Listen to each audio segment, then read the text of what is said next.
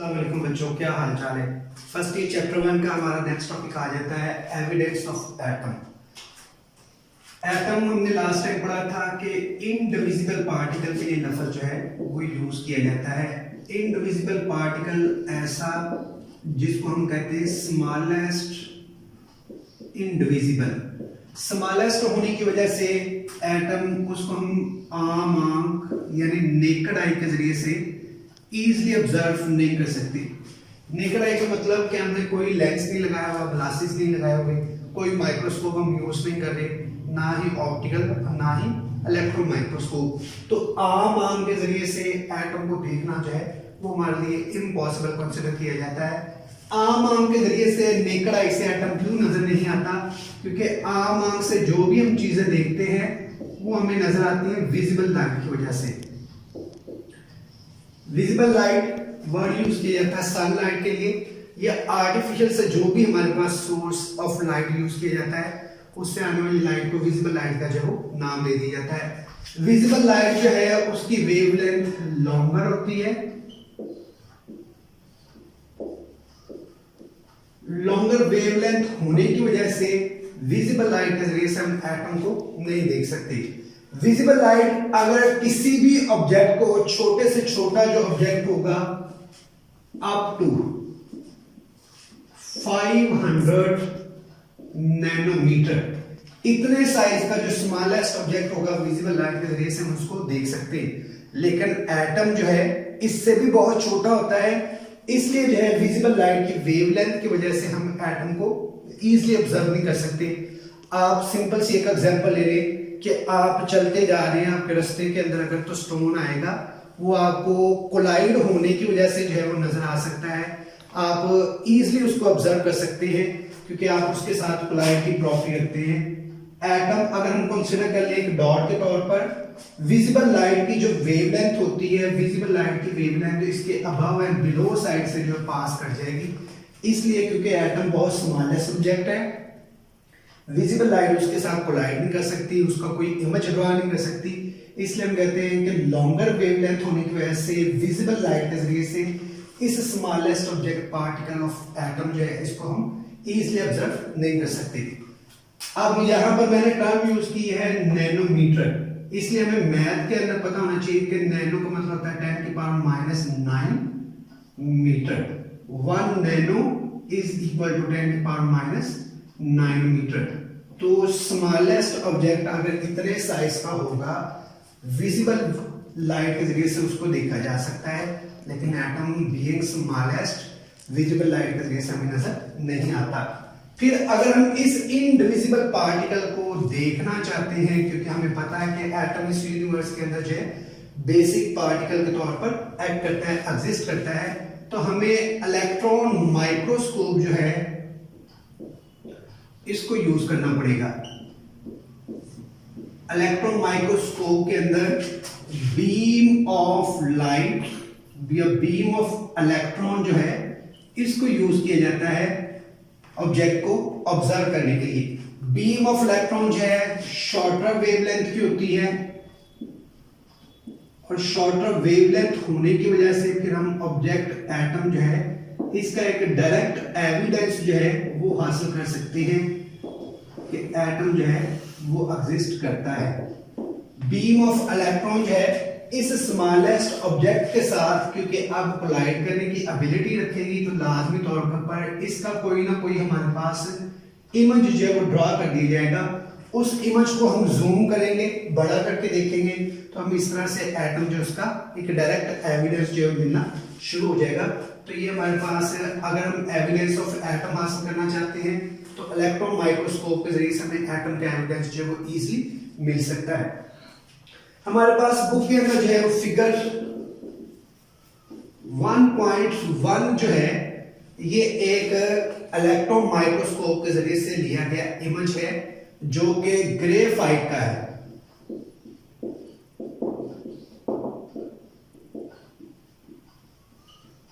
और हमारी बुक के अंदर इसको 15 मिलियन टाइम जो है वो जूम करके ड्रा किया हुआ है, यानी ग्रेफाइट का इमेज बिल्कुल शॉर्ट आएगा उस शॉर्टर इमेज को अगर हम लोग जूम करना शुरू कर देंगे, बड़ा करना शुरू कर देंगे, तो जूम करने के बाद हमारे पास जैसे बुक के अंदर डायग्राम 1.1 ड्रा की हुई है, तो इस तरह से हमारे पास जो कुछ लाइन जो है नजर आती हैं। इनमें ये वाला हिस्सा जो ब्राइटर लाइन के तौर पर एक्ट कर रहा है और उनके दरमियान में जो स्पेसिंग है ये डार्कर स्पेस के तौर पर एक्ट कर रहा है। फिर ब्राइट स्पेस आ जाती है, डार्कर स्पेस आ जाती है, ब्राइट लाइन आ जाएगी, फिर डार्क लाइंस आ जाएंगी, फिर ब्राइट, फिर डार्क लाइंस। और ये जो ब्राइट लाइंस हैं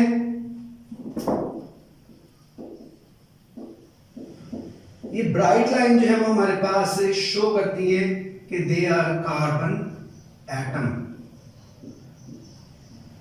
तो इस तरह से किसी भी एटम का अगर हम एविडेंस लेना चाहते हैं तो इलेक्ट्रॉन माइक्रोस्कोप में बीम ऑफ इलेक्ट्रॉन के जरिए से हम उसका इमेज ड्रा करेंगे। उस इमेज को जूम करने के बाद जो है हमें डायरेक्ट इसका एविडेंस मिलना जब शुरू हो जाएगा। तो ये 15 मिलियन टाइम ग्रेफाइट का इमेज है वो हमें बेसिक इंफॉर्मेशन प्रोवाइड करता है किस तरह से हम किसी भी एटम का इमेज उसको ड्रा कर सकते हैं। इसके बाद जो था एविडेंस ऑफ एटम के लिए 20th सेंचुरी के अंदर डिफरेंट साइंटिस्ट ने वर्क किया था और वो हमारे पास जो मेंशन किया हुआ है 20th सेंचुरी के अंदर एक्सरे एनालिसिस के जरिए से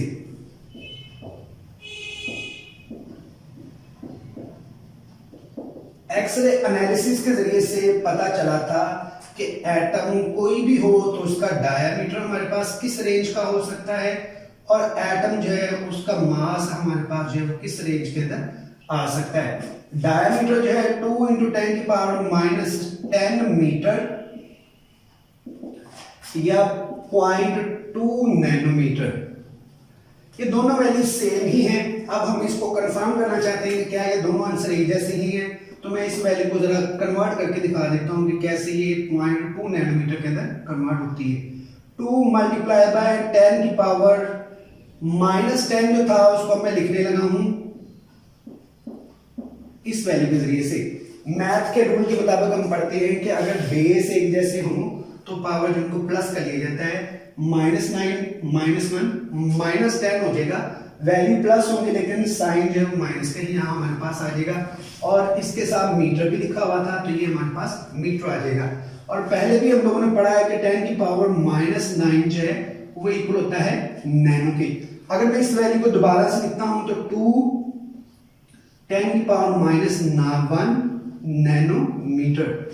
10⁻�9 की जगह पर नैनो आ गया, 10⁻⁻1 और मीटर जो था ये इसी तरह से आ जाएगा। अगर इसको डिनोमिनेटर की फॉर्म में लिखता हूं तो ये मेरे पास जो है वैल्यू आ जाएगी 10⁻⁻1 था, बेस में जाने के पास पावर का जो साइन था वो चेंज हो जाएगा। और अब इस वैल्यू को अगर आप डिवाइड करके देखते हैं तो हमारे पास इसका आंसर जो है 0.2 नैनोमीटर आ जाएगा। यानी आप ये दोनों वैल्यू जो है वो याद रखेंगे कि एटम का डायामीटर जो है अगर एमसीक्यूज के तौर पर आपसे पूछ लिया जाए और दोनों पॉसिबिलिटी जो वहां मेंशन की हो तो आपने दोनों आंसर जो है उनको टिक करना है, यानी बोथ एंड बी आपका आंसर आ जाएगा। इसी तरह से एटम का जो मास है ये भी हमारे पास एक्सरे एनालिसिस के जरिए से 20th सेंचुरी में हम लोगों को डिफाइन किया गया था कि एटम का जो मास है वो लाई करता है 10⁻⁻27 से लेकर 10⁻⁻25 किलोग्राम। ठीक है, इस रेंज के अंदर एटम का जो है वो मास आ जाता है कि ये हमारे पास से किसी भी एटम का मास है वो लाई करेगा इस रेंज के अंदर। अब इसके बाद हमारे पास एटम का जो जनरली मास है उसको हम जाहिर किया करते हैं एटॉमिक मास यूनिट के जरिए से। AMU एटॉमिक मास यूनिट क्या है, तो ये भी हमारे चैप्टर के अंदर टॉपिक आ जाएगा। एटॉमिक मास यूनिट यानी एक एटम का मास जो है उसको मेजर करना होता है। 1 AMU जो है अगर हम उसको ग्राम के अंदर जाहिर करते हैं तो ये हमारे पास उसकी वैल्यू जो है वो आ जाएगी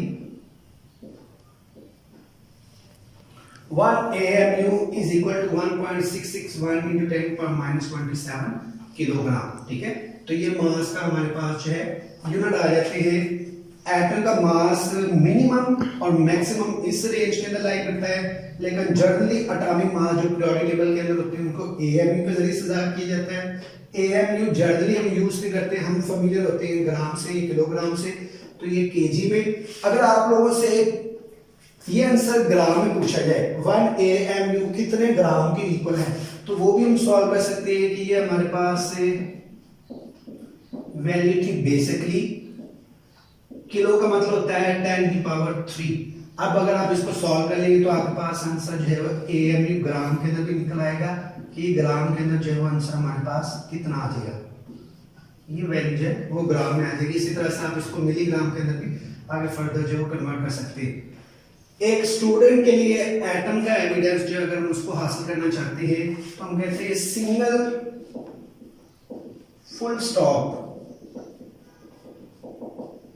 अगर हम एक सिंगल फुल स्टॉप लगाते हैं, जैसे मैंने यहां पर एक डॉट ड्रॉ कर दिया है, तो इस सिंगल फुल स्टॉप के अंदर भी 2 मिलियन एटम जो है वो पॉसिबली मौजूद होंगे। एक सिंगल फुल स्टॉप को आम आंख से नेकेड आई से ऑब्जर्व करना थोड़ा हमारे लिए डिफिकल्ट वर्क होता है, और फिर इसके अंदर जो 2 मिलियन एटम है हम 1 बाय 1 करके उन एटम को ऑब्जर्व करना वो थोड़ा और भी ज्यादा मुश्किल हो जाएगा। इसलिए अगर एटम का हम एविडेंस हासिल करना चाहते हैं तो इलेक्ट्रॉन माइक्रोस्कोप के जरिए से लिया गया इमेज उसको जूम करते हैं और हम उसको इजीली जो है ऑब्जर्व कर सकते हैं। ये हमारा टॉपिक था एविडेंस ऑफ एटम से रिलेटेड जो चीजें हैं हमारे सिलेबस में मेंशन की हुई तो उनको हमने डिस्कस किया है। नेक्स्ट हमारा टॉपिक है फर्स्ट चैप्टर 1 का मॉलिक्यूल। अगर मॉलिक्यूल को हम लोग डिफाइन करते हैं तो हम मॉलिक्यूल की डेफिनेशन करते हैं the smallest particle of a pure substance which can exist independently.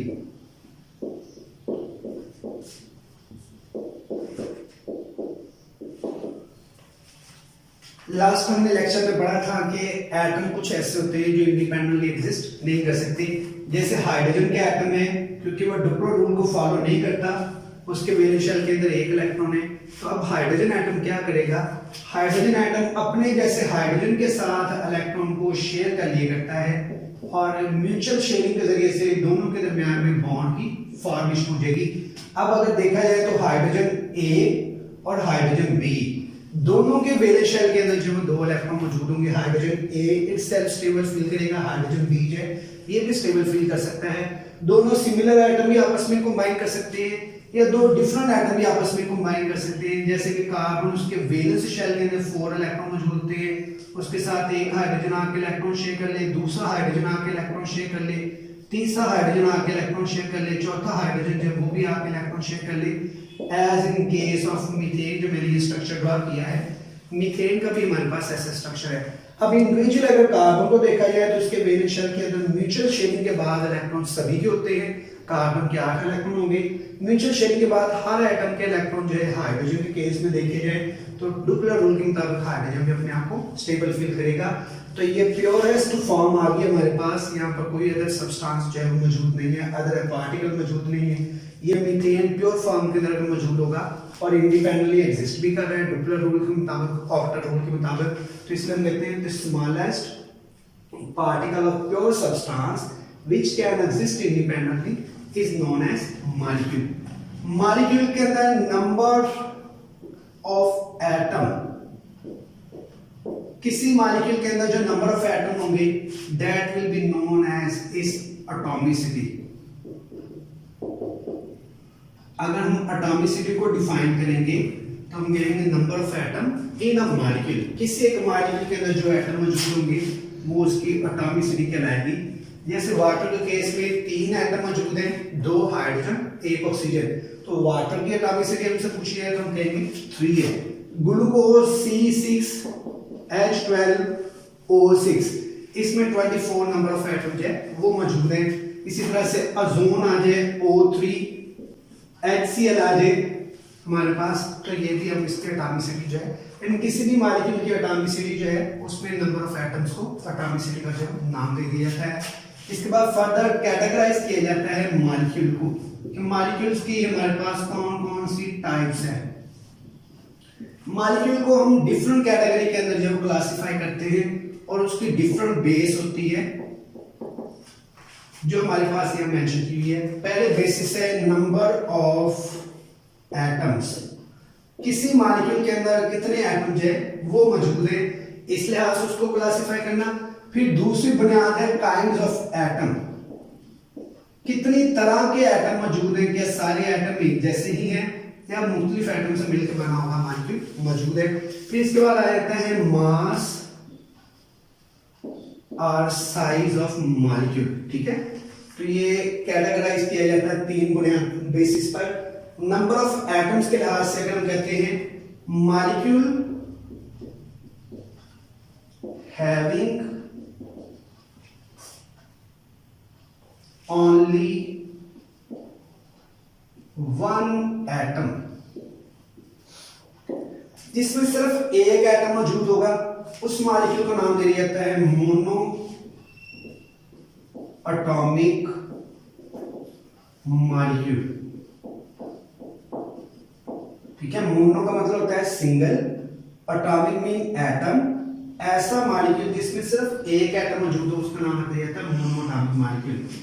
अगर हम यहां पर लिख देते हैं कि मॉलिक्यूल हैविंग 2 एटम्स, जिसके अंदर 2 एटम मौजूद होंगे, उस मॉलिक्यूल का नाम रख दिया जाता है डाई एटॉमिक मॉलिक्यूल। ऐसा मॉलिक्यूल जिसमें 2 एटम होंगे, डाई मीन 2, ऐसा मॉलिक्यूल जिसमें 2 एटम मौजूद होंगे, it will be known as diatomic molecule. और अगर 3 एटम पर मुश्तमिल होगा, that will be known as triatomic molecule.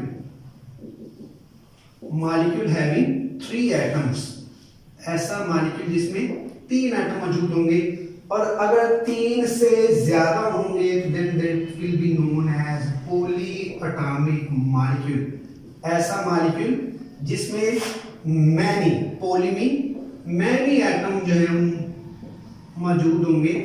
Generally try को भी नाम दे दिया जाता है पॉली एटॉमिक मॉलिक्यूल का ही। हम आम तौर पर ऐसे निकाल करते हैं जिसमें एक एटम होगा मोनोटॉमिक, जिसमें एक से ज्यादा होंगे उसको पॉलीएटॉमिक। लेकिन हमारे सिलेबस में मेंशन किया पॉली के लिए टर्म्स डायएटॉमिक भी यूज की जाती है, ट्राइएटॉमिक भी यूज की जाती है, टेट्राटॉमिक जिसके अंदर 4 एटम मौजूद होंगे। अब मोनोटॉमिक की अगर हम एग्जांपल की बात करते हैं तो नोबल गैसेस, जैसे कि हीलियम आ जाती है, इसके वैलेंस शेल के अंदर 2 इलेक्ट्रॉन है, इसको किसी दूसरे एटम के साथ जुड़ने की जरूरत नहीं है, तो ये नोबल गैस जो हमारे पास है मोनोएटॉमिक मॉलिक्यूल की एग्जांपल आ जाती है। डायएटॉमिक मॉलिक्यूल की एग्जांपल की बात की जाए तो ऑक्सीजन, कार्बन मोनोऑक्साइड, हाइड्रोजन, तो ये हमारे पास ऐसे हैं जो डायएटॉमिक मॉलिक्यूल आपकी एग्जांपल आ जाते हैं। HCl आ जाता है, HF आ जाता है। ट्राइएटॉमिक मॉलिक्यूल की एग्जांपल की बात की जाए तो ट्राइएटॉमिक में कार्बन डाइऑक्साइड आ जाता है, वाटर आ जाता है, इवन के ओजोन जो है ये भी एक एग्जांपल है ट्राइएटॉमिक मॉलिक्यूल की। पॉलीएटॉमिक मॉलिक्यूल की बात की जाती है तो उसकी एग्जांपल आ जाती है अमोनिया, ग्लूकोज, मीथेन, और भी बहुत सारी एग्जांपल डेली लाइफ में जो है पॉलीएटॉमिक मॉलिक्यूल की एग्जांपल के तौर पर जो काउंट की जाती है। इसके बाद नेक्स्ट कैटेगरी जिसकी बेस पर हम मॉलिक्यूल को कैटेगराइज करते हैं, क्लासिफाई करते हैं, काइंड्स ऑफ एटम। मैं जस्ट एक एग्जांपल उसकी हेल्प से जो है इसको डिफाइन करता हूं। ये हमारे पास एग्जांपल है हाइड्रोजन, ऑक्सीजन, ओजोन, फास्फोरस के 4 एटम आपस में जुड़े हुए हैं, सल्फर के 8 एटम जो आपस में जुड़े हुए हैं, तो ये भी मॉलिक्यूल के तौर पर ही एक्ट करते हैं। यहां हम देख रहे हैं कि ऐसा मॉलिक्यूल है जो सेम काइंड ऑफ एटम पर मुश्तमिल है, same kind of atoms.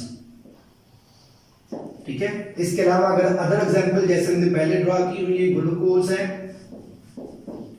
Water है, कार्बन मोनोऑक्साइड है, कार्बन डाइऑक्साइड है, तो यहां पर डिफरेंट काइंड ऑफ एटम।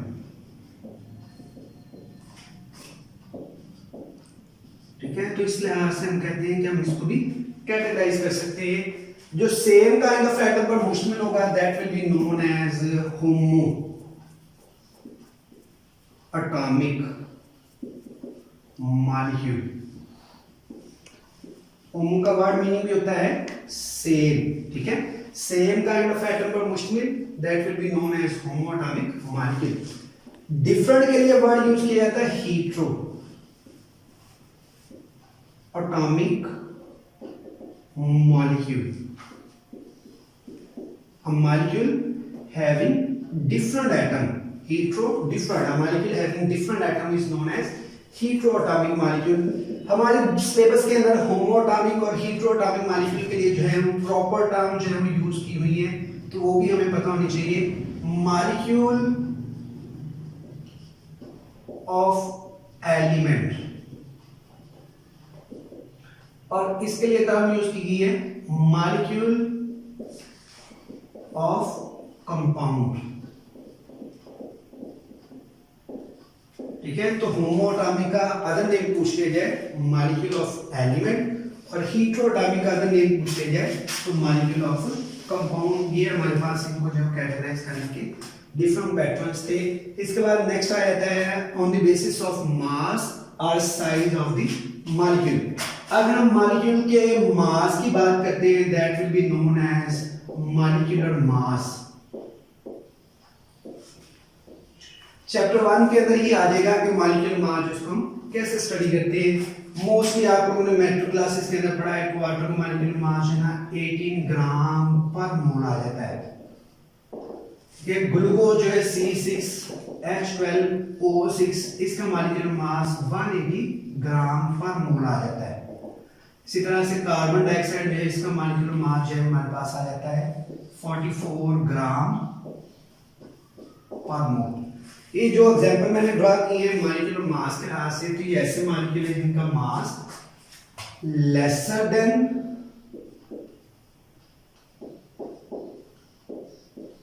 10,000, जिनका मॉलिक्यूलर मास 10,000 से कम है. और कुछ ऐसे भी होते हैं जिनका मॉलिक्यूलर मास ग्रेटर देन 10,000 हो.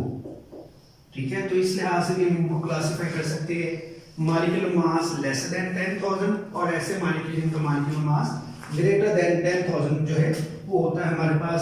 तो ये हमारे पास 2 कैटेगरी आ जाती है. जिनका मॉलिक्यूलर मास लेस देन 10,000 होगा उनके लिए वर्ड जो है माइक्रो मॉलिक्यूल यूज किया जाता है. ठीक है, याद रखना है हमारे सिलेबस के अंदर ये टर्म जो है वो यूज नहीं की गई, इसलिए मैंने यहाँ पर मास और साइज दोनों लिख दिए हुए हैं. क्लासिफिकेशन मास क्लास की जाती है, लेकिन नाम जो साइज क्लास माइक्रो का मतलब है स्मॉल. और ऐसे मॉलिक्यूल जिनका मॉलिक्यूलर मास ग्रेटर देन 10,000 होता है, they are known as macromolecule. ठीक है, मैक्रो मॉलिक्यूल की एक एग्जांपल जो मोस्टली हम यूज करते हैं वो है हीमोग्लोबिन. ठीक है, हीमोग्लोबिन का थोड़ा इंट्रो भी बताया हुआ है हमारे सिलेबस में. हीमोग्लोबिन जो है इसको नाम दे दिया था oxygen carrier protein in blood.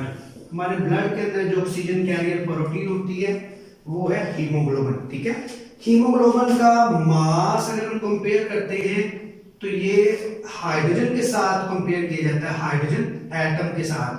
Hydrogen atom versus haemoglobin.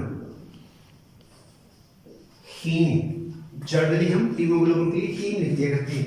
अगर हाइड्रोजन एटम का मास 1 है तो हीमोग्लोबिन का मास हाइड्रोजन से 68,000 टाइम ग्रेटर होगा. ठीक है, हाइड्रोजन एटम का मास 1 है तो हीमोग्लोबिन का मास उससे 68,000 टाइम ग्रेटर आ जाएगा.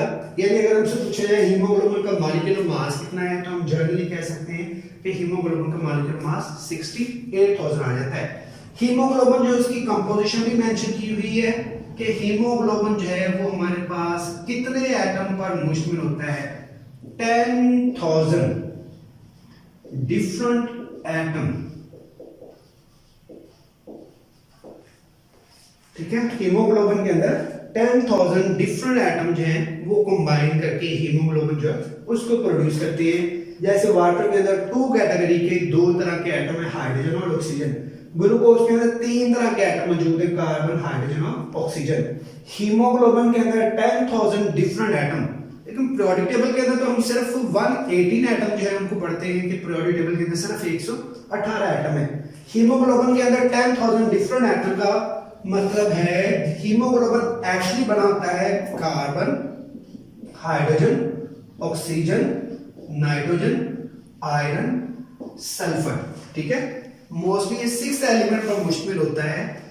तो यहाँ पर ये डिफरेंट एटम जो है 6 एटम हैं, वही बार बार जुड़ते हैं, यानी कार्बन बहुत मरतबा जुड़ जाएगा, हाइड्रोजन, ऑक्सीजन, नाइट्रोजन, सल्फर, तो ये सारे 10,000 एटम बन जाएंगे, बार बार 6 एटम बार बार जुड़ेंगे और हमारे पास जुड़ने के बाद जो है वो हीमोग्लोबिन को प्रोड्यूस कर देंगे।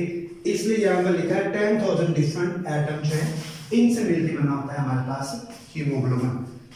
ये हमारा टॉपिक था मॉलिक्यूल से रिलेटेड। अगर इसमें कोई चीज़ आप लोगों ने पूछनी हो तो आप कमेंट्स में जो क्वेश्चन पूछ सकते हैं, इंशाल्लाह मैं आपको उसका रिप्लाई कर दूंगा।